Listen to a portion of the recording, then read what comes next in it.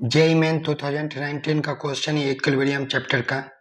In a chemical reaction A + 2B2 2C + D, इसका equilibrium constant K दिया हुआ है। The initial concentration of B was 1.5 times of the concentration of A, but the equilibrium concentration of A and B were found to be equal. The equilibrium constant for said chemical reaction is.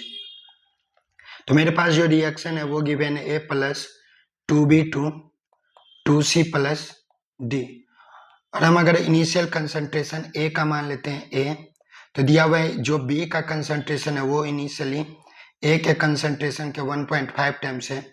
Initially इसके पास C और D का कोई concentration, zero concentration होगा। अब मान लेते हैं कि जो एट इक्विलिब्रियम पे A जो है वो A का X पार्ट डिसोसिएट कर गया है, तो A का कंसंट्रेशन आएगा इक्विलिब्रियम पे A - X। अगर A का A पार्ट डिसोसिएट करेगा तो B का 2X पार्ट डिसोसिएट करेगा, तो ये वैल्यू आ जाएगा 1.5 A - 2X। C का 2X बन जाएगा और D का X मोल बन जाएगा।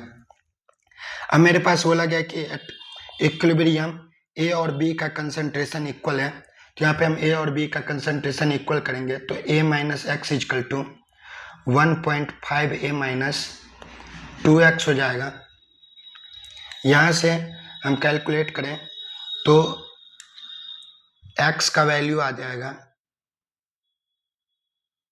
0.5 A। ये X का वैल्यू आ गया 0.5 A एट इक्विलिब्रियम। तो इक्विलिब्रियम पे A का कंसंट्रेशन हो जाएगा A - X, तो A - 0.5 A तो 0.5 A। B का कंसंट्रेशन हो जाएगा 1.5 A - 2X, तो B का भी कंसंट्रेशन हो जाएगा 0.5 A।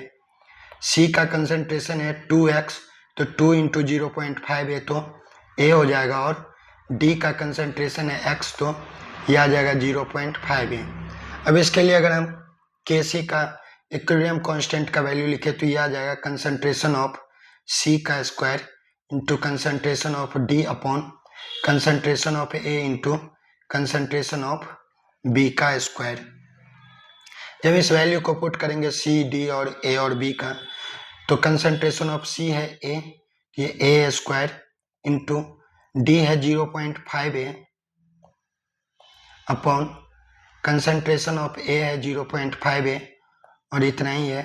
कंसंट्रेशन ऑफ B भी है 0.5 A।